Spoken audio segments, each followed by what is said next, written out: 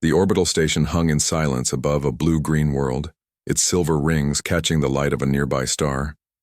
It was a place where hundreds of alien species gathered: traders, soldiers, diplomats, and spies. To many, this station was the center of politics in the galaxy. To Elias, it was just his workplace. He was an engineer, nothing more.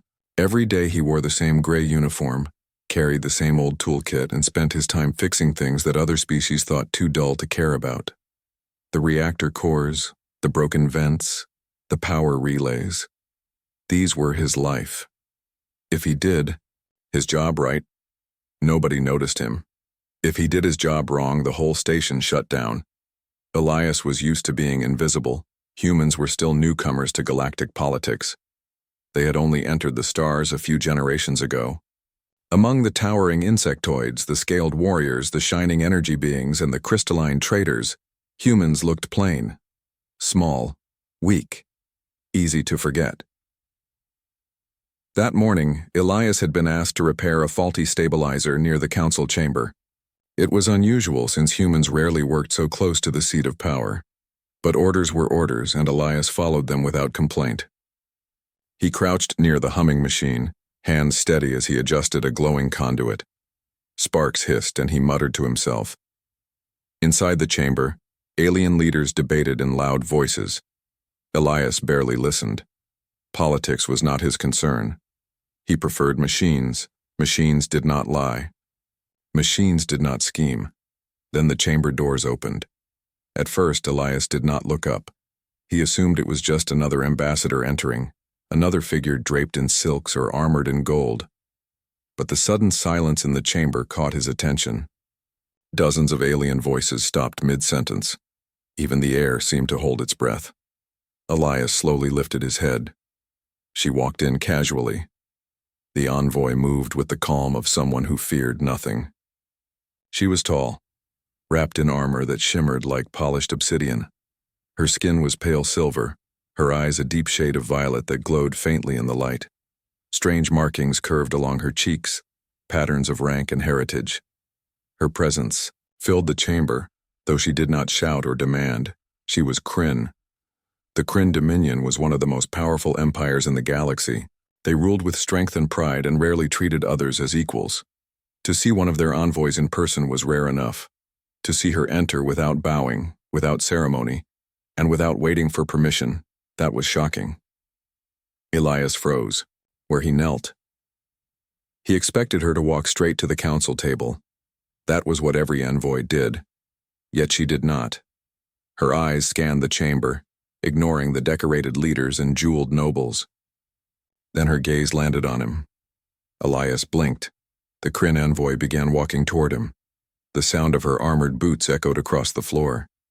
The council members shifted uncomfortably. Some whispered in alarm. A few even stood from their seats.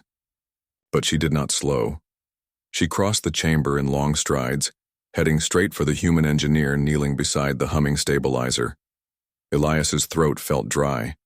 He wanted to step back, but his legs would not move. He was only an engineer, a worker, not someone who belonged in the path of power. Yet the envoy stopped in front of him, towering over his crouched form. For a long moment she said nothing. The entire chamber waited. Then, softly but clearly, she spoke. "Elias of Earth?" she said. "We meet again." Elias almost dropped. His toolkit. He stared up at her in disbelief. She knew his name.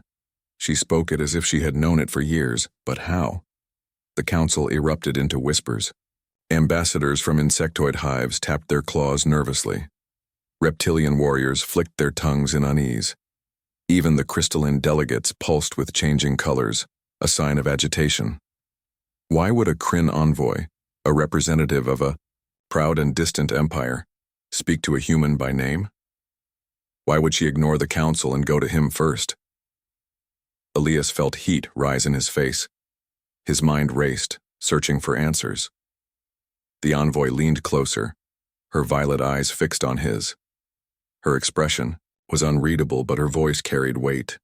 "You once saved me," she said. Elias's breath caught. Memories flickered in his mind, half buried, half forgotten.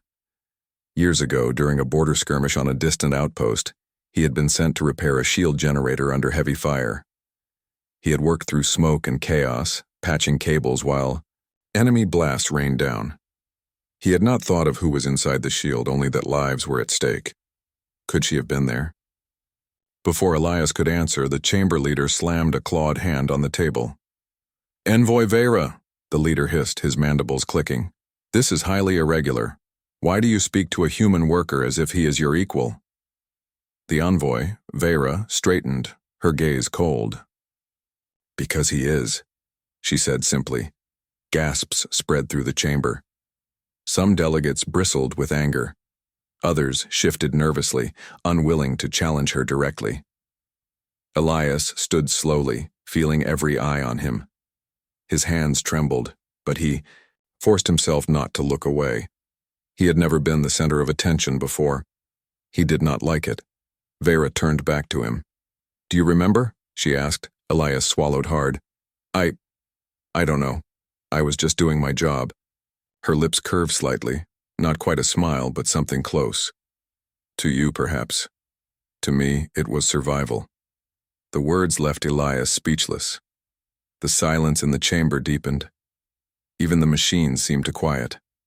No one dared interrupt, not even the proudest council members. Finally, Vera stepped back. She faced the chamber as a whole, her voice rising so all could hear. "The Kryn Dominion does not forget its debts. This human once saved me, and by extension my fleet. I honor him." The reaction was immediate. Protests, shouts, angry hisses filled the room. Some ambassadors accused her of dishonor. Others demanded explanations. The very balance of power trembled with her words, and through it all, Elias stood in stunned silence, unable to believe what had just happened. She had walked in casually. She had spoken as if it were nothing, but she had left him and the entire chamber speechless. The council chamber still buzzed with confusion and tension, but Elias felt as if the world had narrowed to a single point. Vera, the Kryn envoy, who had singled him out in front of the galaxy. His heart raced. His mind tried to grasp what had just happened, but it refused to form coherent thoughts. He remembered the border skirmish vaguely, a reactor core, sparks flying, smoke everywhere, and the screaming of machines under attack. Back then, he had only focused on his work. He had patched circuits, rewired panels, and stabilized the failing shield generator. In the chaos, he had barely noticed who it protected. Now the realization hit him like a blast wave. She had been there. She had survived because of him. He blinked at Vera. She stood tall and calm, her violet eyes scanning the room as if daring anyone to challenge her. The council members hesitated, unsure how to respond to this unprecedented display. Finally, the chamber leader, the same clawed, mandible-clicking alien who had scolded Vera, spoke again. His voice trembled with anger and disbelief. "Envoy Vera, are you saying that the survival of a Kryn fleet depended on a human? Explain this immediately." Vera's gaze returned to the leader. "I do not explain my gratitude to those who are unworthy of understanding," she said. Her voice was firm, commanding, leaving no room for argument. Then she turned back to Elias. "He saved me when no one else could, and the memory of that act follows me still." The words left Elias frozen. He had never imagined that a single act, something he had considered ordinary, could mean so much to someone from one of the greatest empires in the galaxy. He felt a mix of pride and unease. Pride, because somehow he had mattered. Unease, because he now understood that attention from the Kryn was not always a blessing. To be noticed was to be observed, and observation often meant expectation. The chamber erupted into whispers. Some alien diplomats muttered, "A human honored by a Kryn envoy, impossible." Others leaned closer to listen, eyes wide in disbelief. The notion that humans could perform deeds of such significance, deeds worthy of recognition by a Kryn, shook their assumptions. Elias's voice, when he finally found it, was small and uncertain. I didn't do anything special. I was just fixing the shield. Vera stepped closer, her eyes never leaving his. Do you not see? You risked everything for a life that was not your own. That is rare among humans. That is rare among anyone. The chamber went quiet again. The human's words were simple, but they carried weight. Vera's approval amplified them into something extraordinary. Humans, thought of as weak and ordinary, had just been declared remarkable by the Kryn. Elias felt a strange surge of confidence mixed with fear. He realized that the galaxy had underestimated humans for too long. And now, it was becoming painfully clear just how dangerous that assumption could be. Enough, the chamber leader snapped, slamming his claws on the table. This is unprecedented. A human cannot hold this position, this recognition. It disrupts the order. We demand explanation, now. Vera's armor gleamed in the light as she leaned forward, her voice calm but commanding. Do you not see, council members? The galaxy watches and forgets, but the small, the seemingly weak, sometimes shape history more than the mighty. This, human Elias of Earth, has proven that. I honor him not for politics, but for courage. Some council members hissed in anger. Others shifted uncomfortably, knowing they could not challenge her openly. It was true. Humans had done things that seemed impossible. They survived death worlds adapted to hostile environments. The next morning, the station seemed unusually quiet. The hum of engines and the clatter of machinery continued as always, but an invisible tension hung in the air. Aliens moved through the corridors with cautious eyes, whispering to one another. Every glance, every gesture seemed sharper, more deliberate. Elias walked to the council chamber again. He had no official role there, yet somehow, after Vera's actions, all eyes seemed to follow him. Humans were rarely noticed, let alone recognized, in such a public way. He could feel the weight of curiosity, skepticism, and even fear pressing down on him. As he entered the chamber, he saw the alien delegates already seated. Some avoided looking at him directly. Others stared, unable to hide their fascination. And everywhere murmurs circulated. Humans, after all, had never held this kind of attention. Vera was already present, standing near the head of the council table.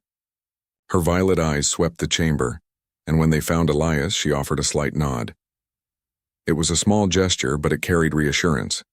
To him, it felt like an anchor in a sea of uncertainty. The council leader, a tall insectoid with chitinous armor, tapped the table impatiently. We must discuss the matter of human influence, he began, his voice rough with agitation. If the Kryn envoy continues to favor one human, it may upset alliances, create unrest, and challenge centuries of established order. Another delegate, a crystalline being that pulsed with bright colors, spoke next. This is unprecedented. We do not ignore the actions of lesser species lightly. Yet, here we have an envoy, from one of the most powerful empires, honoring a human. It is troubling. Elias felt the tension tighten around him. Every word reminded him that he had been thrust into a political storm far beyond his understanding. Yet he refused to shrink back. Humans were not used to giving up quietly. Even a single human voice could make a difference when spoken with courage. Vera's voice cut through the rising chaos. I honor him not because he is human, but because he acted with courage when many would have faltered. That is a quality the galaxy should value above all. A murmur ran through the chamber.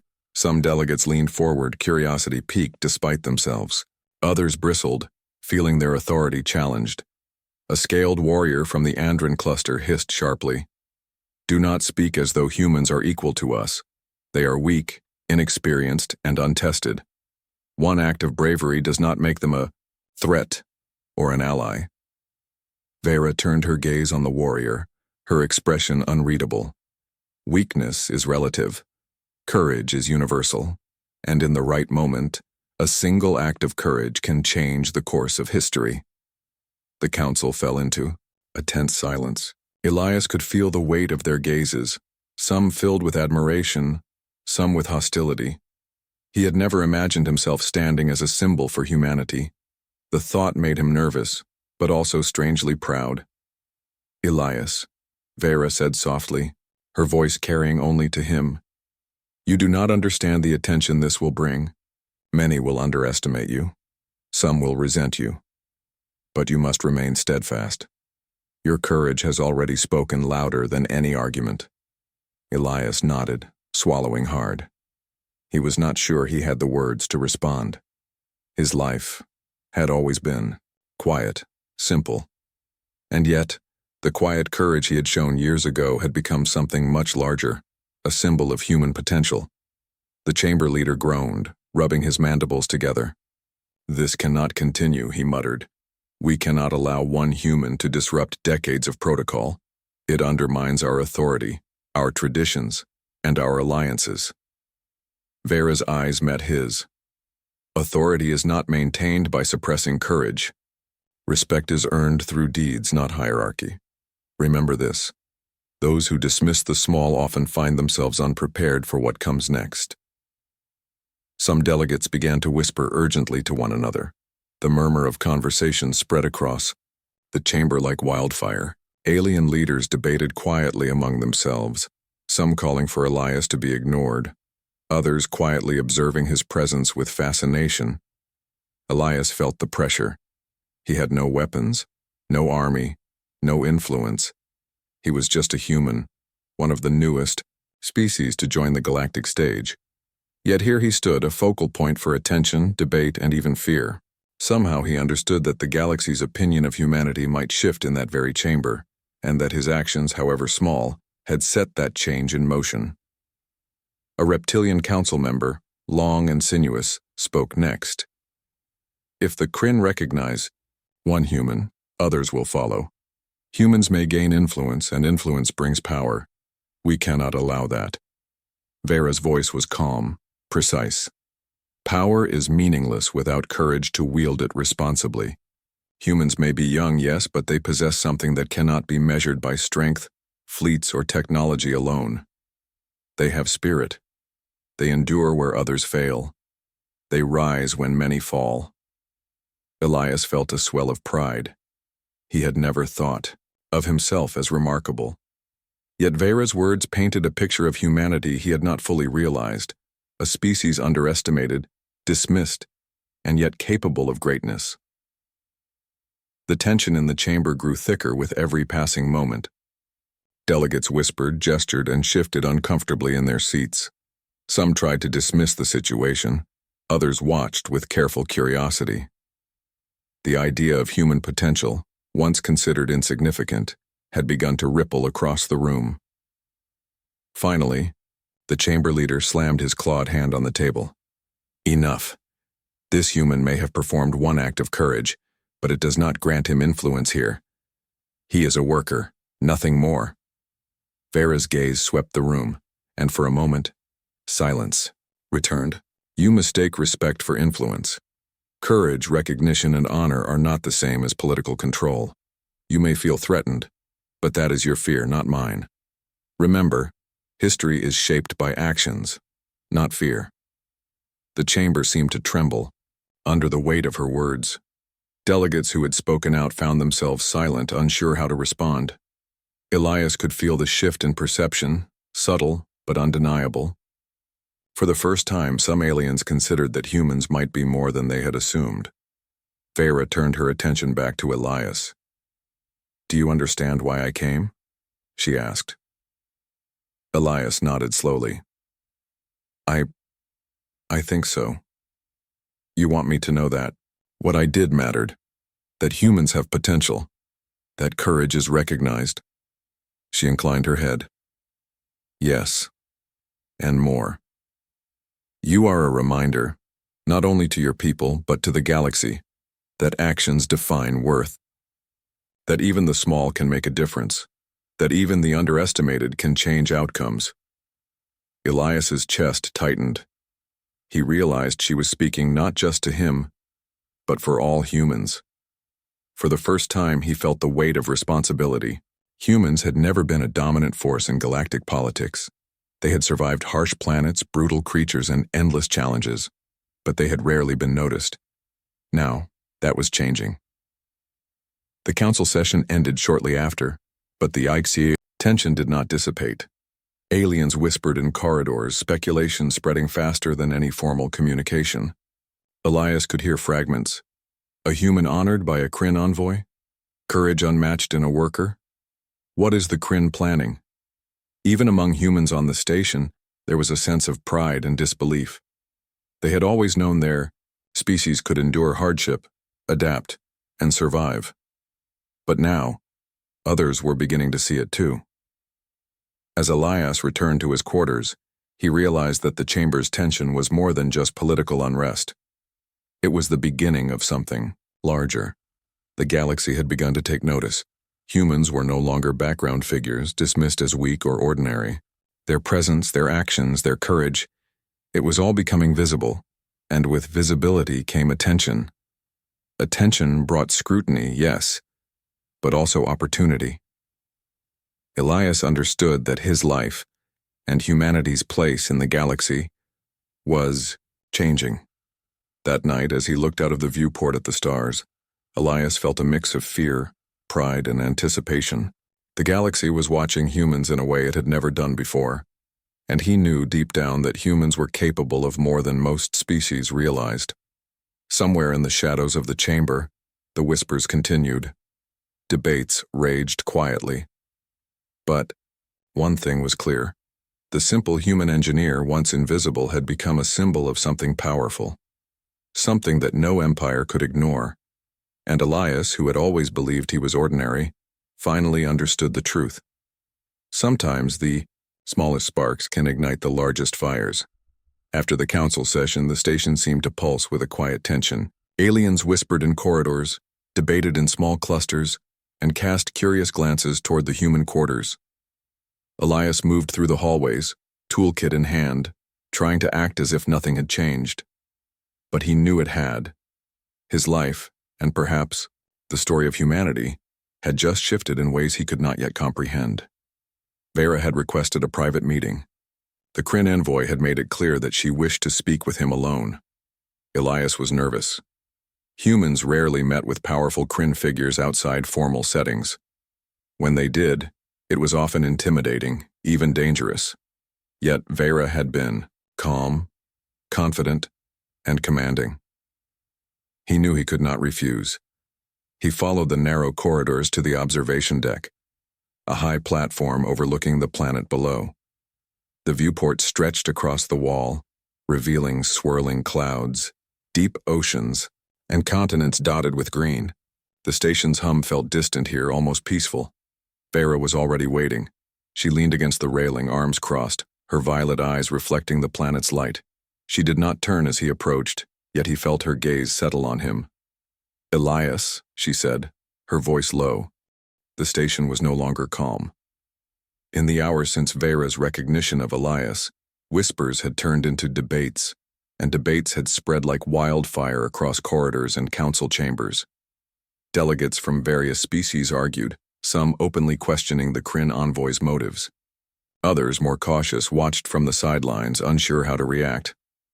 Elias returned to his usual tasks, repairing machinery and checking circuits, but he could feel the eyes of the station upon him. Some were curious, some cautious, and a few openly hostile. For the first time in his life, he realized that being noticed could be dangerous. Yet something inside him stirred. This attention, this recognition, it was an opportunity, not just a challenge. The council reconvened later that day. Tension filled the chamber, thick enough to touch. Aliens shifted in their seats, claws tapping, tails flicking, colors flashing. Each delegate seemed ready to erupt. The council leader, the insectoid with the chitinous armor, slammed his claws on the table. "Enough! This situation has gone too far. A human has been honored by a Kryn envoy, and now he stands in our halls as if he belongs here. We will not allow it." Elias stood quietly, listening, feeling the weight of their words. He had expected anger, yes, but he had not expected how clearly the chamber would reveal its fear. They feared humans, not for weapons, not for armies, but for something deeper, something they could not fully understand. Vera's voice cut through the room like a blade. "Do not mistake respect for weakness. Courage is not measured by size, fleet, or strength. Humans endure where others falter. They act when others hesitate. That is their power. Murmurs filled the room. Some delegates tried to argue, but their words seemed smaller, less important. Vera's authority overshadowed them, yet she was careful not to dominate. Her point was clear. Humans were not to be underestimated. Elias felt his heart race. He had never spoken before the council like this. He had never challenged hundreds of alien delegates, many of whom had spent lifetimes in power. Yet, for reasons he did not fully understand, he stepped forward. "Excuse me," he said quietly at first, then louder. "I am not here to disrupt your council. I am not here to challenge you, but I must speak." The room froze. Aliens turned their heads, eyes narrowing, scanning him. Humans had rarely spoken in such formal gatherings. To speak with confidence in front of so many leaders was almost unheard of. "I am just an engineer," Elias continued, feeling the words strengthen him as he spoke. "I fix machines. I repair systems. I am not a warrior, a diplomat, or a ruler, but I have learned something through my life. Humans survive because we do not give up. We do not bow to fear. And when the odds seem impossible, we still act." Silence followed, heavier than before. His words were simple, but they carried weight. The chamber had expected nothing from a human, and yet here he was, standing calmly in front of hundreds of delegates, speaking truth. Vera stepped closer, her eyes focused on him, offering quiet support. She had not told him to speak. He had chosen to. That choice, that act of defiance, was exactly the spark she had hinted at. The chamber leader hissed, frustration clear in every movement. "This human speaks as if he is equal to us. This is intolerable." Elias did not back down. "I do not claim to be equal. I only speak of what I have seen and experienced. Humans endure. We adapt. We face dangers and rise again. And sometimes that endurance is stronger than fleets, armies, or power. It is not about being equal. It is about being true to what we are." Murmurs spread again. Some delegates leaned forward, intrigued despite themselves. Others exchanged worried glances. It was clear that humans were no longer invisible. Their courage, their resilience, their ability to endure the impossible, it had made an impression that could not be ignored. The crystalline delegate spoke, voice tinged with skepticism. You speak boldly for a species so new to galactic politics. Do you truly believe humans can stand among the empires?" Elias met the delegate's gaze without hesitation. "I do not ask for your belief. I only ask that you see what is real. Humans survive. Humans act. And sometimes, we change outcomes that others cannot. That is what makes us capable." A tense silence followed. Some aliens seemed thoughtful, others angry, but none dismissed him outright. For the first time, Elias felt the truth of Vera's words. Humans could influence events in ways others did not expect. Their power lay not in size or technology or wealth, it lay in spirit. The insectoid leader slammed his clawed hand down again. "Enough!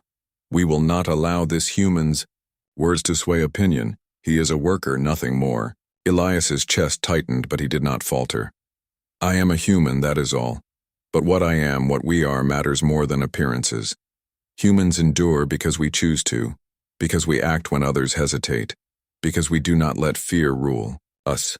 And that is something no empire can take away." Vera's gaze softened, a hint of pride in her violet eyes. She had said nothing, yet her presence alone strengthened him. She had reminded him that courage was measured by action, not by recognition or rank. And now, in the chamber, his words carried that courage to life. Murmurs grew again, but this time there was a difference. Some voices were not skeptical, they were curious. Some delegates tilted their heads, reevaluating what they had believed about humans. It was subtle, almost imperceptible, but it was there. The spark of change had begun. The room had shifted, even if only slightly. Humans were no longer merely subjects to be overlooked. They were participants. Observers now understood that a species so young, so underestimated, could act with power and courage beyond expectation. Vera stepped forward, her presence commanding but not threatening. Remember this, council members. Humans are not the strongest by size or weapons, but their courage, their will, and their spirit make them formidable in ways you cannot measure. Do not dismiss them. A few delegates leaned back, unsure what to say. Some glared. Others whispered. Yet all were thinking differently now. Humans could not be ignored. The simple engineer standing in the chamber had reminded them of something they had long dismissed. Elias felt a quiet satisfaction. He had spoken, truthfully, without arrogance or pretense. His words were simple, yet they carried weight. He understood now that humans did not need to conquer or intimidate. Sometimes, speaking clearly, standing firm, and acting with courage was enough to shift perception. The council finally recessed, the chamber buzzing with quiet debate. Delegates spoke in hushed tones, discussing what they had witnessed. Aliens, who had previously dismissed humans as weak, now considered them carefully, weighing their potential. Elias walked through the corridors afterward, feeling a mix of exhaustion and exhilaration. He had risked embarrassment, criticism, and hostility by speaking up, yet he had done it, and the effect was undeniable. The chamber, and perhaps the galaxy, had begun to see humans differently. Vera appeared beside him as he left. "You did, well," she said quietly, her voice almost a whisper. "That was more than courage, it was defiance. Not reckless, not arrogant, but measured. You reminded them why humans endure. You reminded them why humans matter." Elias shook his head, still catching his breath. I didn't know what to say. I only spoke what I felt was true." "That is enough," she replied. "Truth carries power. Courage carries influence. And you have shown both. Humans are being watched now. Not as observers, but as participants. That is a rare thing in the galaxy." He nodded slowly, understanding. Recognition had consequences. Courage had consequences. But perhaps, just perhaps, humans were ready for the challenge. As they walked toward the station's observation deck again, Elias looked out at the stars. Each one seemed to shine more brightly than before, as if reflecting the spark that had been ignited. The spark of defiance. The spark of human spirit. Vera placed a hand lightly on his shoulder. "Remember this, Elias. Influence comes from action. From courage. From refusing to bow when the world underestimates you. Humans may walk casually, but when they step forward, the galaxy cannot ignore them." Elias felt the weight of her words, but also their truth. He understood now that humans did not need armies, technology, or centuries of tradition to matter. They needed courage, endurance, and spirit. That alone could shape the galaxy. And somewhere deep in the hum of the orbital station, a simple truth settled. The spark of human defiance had been lit. And once lit, it could not be extinguished. Elias closed his eyes for a moment, letting the realization sink in. The path ahead was uncertain, filled with challenges and scrutiny.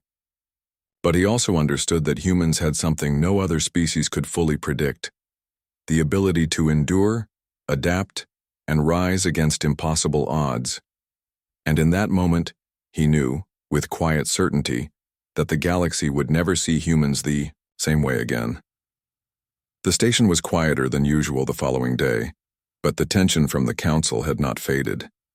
Aliens moved with caution, their conversations hushed and deliberate. Whispers of Elias and the Kryn envoy traveled through corridors like a silent storm, leaving every species on edge, curious and uncertain. Elias arrived early at the engineering bay. He expected the day to be ordinary, full of routine repairs and inspections. Yet nothing felt ordinary anymore. Every glance from a passing delegate reminded him that he had become more than a human engineer. He was a symbol of human resilience and courage. Vera found him there, leaning against a console. "Have you